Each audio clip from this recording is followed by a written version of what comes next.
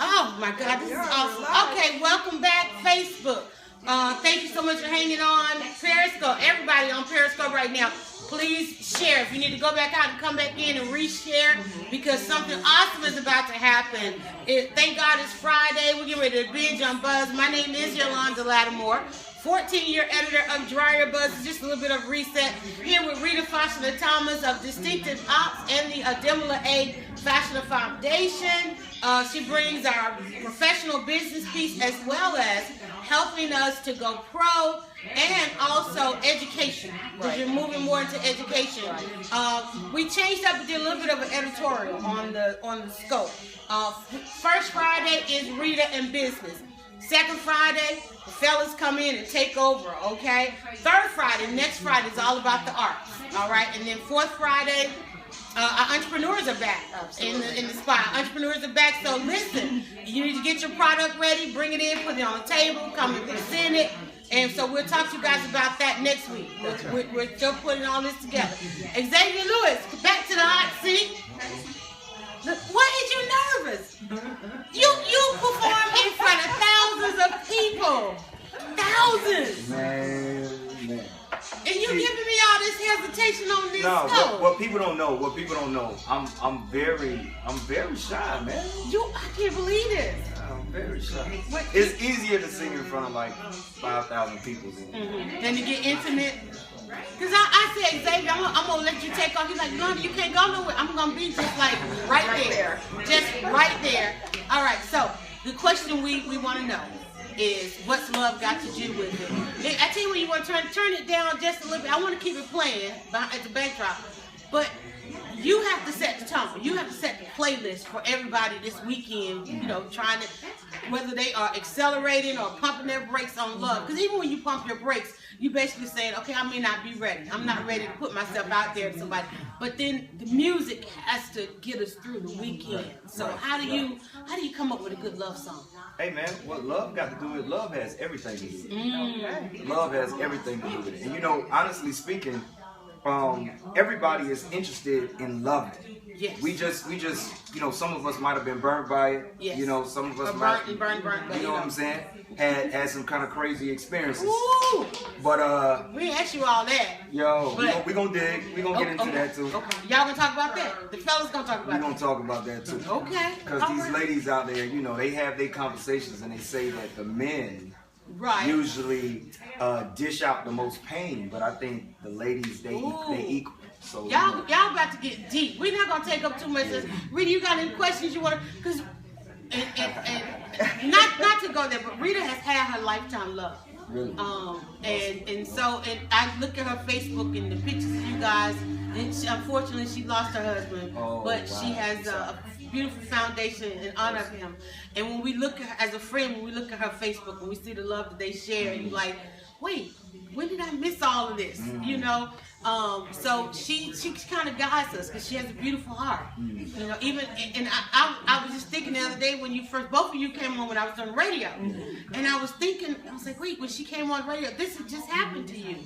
And I could see a woman trying to get busy, but I didn't know that this had happened to you. So even bouncing back from that. But your Facebook page just pours with the love. When you did the symposium just recently, pours with love. So that's what we want to know. What's love got to do with it? There are those of us that haven't even touched the surface of what she has memories of. But it's in the music. Music takes you right back. Even if, I don't care how mad you get, music makes you travel through time into moments. And you said you still find notes and things like that. Yeah, I'm still finding notes, especially now that we're packing to move. Right. You know, notes that he just stuck away for me to find, you know, at such a time. Things that he's told me that he wants me to do. Things about our youngest daughter. Love notes. I have a book of love notes that he's left me. And so Valentine's Day, everybody, it means something to everybody. Even if you're not in love and you're gonna pour into your kids, you're gonna buy gifts, you know, things like that. So that's what I don't want to make it heavy for you guys, because I want y'all to have a real barbershop. Oh, no, but the question is, what's love got to do with it? Yeah. And we're gonna bring the guys back. So RJ, I'm looking at JaRod, and I said RJ and JaRod, come on in, choose your seats. Rita and I are gonna step out, and the fellas are taking over. All right. So reintroduce yourself. You guys need some drink or water? I'll get you a water. All right. And so just a real conversation. Yes, ma'am. Ready? Well, for everybody out there, y'all already know. Xavier Lewis, the antidote to R&B. R&B soul recording artist. RJ Hodges again. RJHodgesSpeaks.com. Author, speaker, personal development coach, Reiki practitioner, all that great stuff. JaRod Morris, the4foldproject.com, business plan developer / business plan coach, or business coach, right? JaRod, is this your one here? Yes, but it's empty. Is it Yeah. What love got to do with it, fellas? What love has to do with it? One of the things that I was thinking of from a love perspective, from an entrepreneurial business perspective, whatever it is you do. Right. I don't know if you fellas have dealt with this, but you have a significant other, you're on your grind, you're getting called to do things, your schedule's getting tight, maybe for days at a time, sometimes weeks. Right. How do you deal with that significant other that says, you're not making time for me, or do you just make the time? You know, I have my thoughts, but I want to just put it out there and see what you guys think from that perspective. Times like this, it may be a busy time, but then it's Valentine's Day. There's an expectation that you're going to make time. So let's talk about that. Well, I think in reference to that, I think it's vitally important to be well balanced. You know, so I think in dealing with that issue, the first thing to do is to be well balanced. Like, you can't get over consumed with the grind and the hustle that the love aspect lacks. But then you can't allow yourself to like sometimes, you know, a lot of women will actually compete against your grind or your hustle. Right. Like, they'll put you in position to have to pick one or the other, and that's not fair. So if you in a situation that's like that, I think you might need to kind of like observe that situation and really see if it benefits the direction that you're going in. Right. And I was going to actually say, if you back up a little bit, know who you're with before you even get to that point, because a lot of times we're not really open enough to share what our visions are when we first meet somebody. So if you share what your vision is when you first meet somebody, you can understand not that person has to want to be an entrepreneur or want to, you know, have a vision similar to yours, but they should be somebody that is close to your level of ambition. Because if my ambition level is here and hers is down here, I don't care how much we talk about it, because she's just not going to understand that drive. Yeah, so you got to be compatible. You know, in that regard. I think you guys hit it on the head. So I met my wife in our first date, 2009, and I was just really getting heavy into working with a lot of people and trying to get my name out there. And I said, this is what I'm doing, this is what I'm on. And she looked at me and she said, nice way. She was like, well, you make time for what you want. And so, throughout that time, she supported me, morally, just being there for me, and it ended up working out. But I set the expectation that, look, I'm gonna go get her. This is what I do. And she set the expectation that, look, I need love too. And it ended up, working out. Now, that doesn't mean that there haven't been, situations where you have to make a decision. But I think at the end of the day, the business is gonna be there. Whatever it is that you do, that's gonna be there. But the person that's supporting you, when all else fails, that's who you want, especially if they support you in the right way and they haven't kind of giving you that ultimatum of, well, it's either this or me, right? You have someone who can look beyond it and see what you got going on. I think that's an admirable thing. I think communication plays a huge part. I worked with a gentleman out of Florida, and I did coaching with him, and he was like, man, my wife, she don't support me, she'll support nothing I do, and I'm like, wow, that's not good. Finally had a conversation with her. I mean, stuff changed. What I found out was he didn't communicate with her what he did and some of the business ventures that he was into. So to her, it was all this mystery. You know what I mean? It was him making decisions to go jump in this outside of even sharing it with her. So she didn't feel included. So that's why she wasn't as supportive. So sometimes it's just communication. Hey, look, this is what I'm doing. This is the thing that I'm venturing into, so that this other person can get an understanding. You know what too? I think it goes hand in hand. Like a lot of times we find ourselves saying, "Hey man, I'm trying to find a woman. She support me. She hold me down." But you know, when do we support her? Because at the end of the day, you know, it's more than just even an intellectual conversation, right? Like, yes, we want a beautiful woman and one that we can have an intensely intellectual conversation with at the end of the day. But I want to be able to discover things within her that she needs to strive towards. You see what I'm saying? Yeah. I think that us collectively being setting that bar, raising that bar, and like you said, you spoke about communication. We also said what was the other one that you said? Vision. You gotta have vision. Yeah. And I think standard, like we all should have a standard. So my standard for my woman shouldn't just be a sexy piece of flesh. Right, that's true. Yep. If you understand what I'm saying, Yeah. my standard, I should desire to see things in her like I expect or hope that she sees in me. So you know, I think a lot of times it's lopsided because you got, whether it's the man or the woman, in a lot of cases the woman putting her dreams and aspirations on hold. Right. Because she's supposed to be a woman. You know what I'm saying? Now it goes both ways. You know, I do believe that support goes both ways, and I think that's how, you know, you ultimately get that great partnership when both people understand that I'm supporting you just as much as you're supporting me. So I mean, I think that's a great point. Absolutely. I hate when I see my homies, man, and some of the fellas. You know, it's a constant tug of war between them and their lady because they're trying to accomplish something.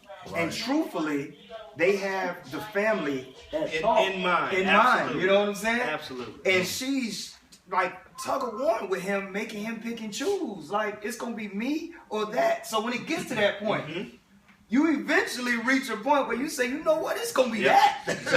You can't play. Oh no, go ahead. I was going to say, you have that vision, but it goes back to the fundamental difference between women and men, right? And so women being more emotional, God made women more emotional, and that's not to make them just super emotional creatures all the time, but they made men more logical. And so in our minds, we're like, you were like, well, don't you understand that if I'm successful at this, you're going to have a better life, right? But you can't explain it no matter how much you try to articulate that. So you just have to. It's a give and take. Like you said, Xavier, like you just have to, when you support them and the things that matters to them, I think that you start to get that synergy that you're looking for. Here's the thing. This is a conversation I've had with several of my homeboys over the years. And what a lot of times we can't figure out as men is that if you meet a woman and you got all the time in the world and you be around her every single day, it's like he ain't doing nothing with his life.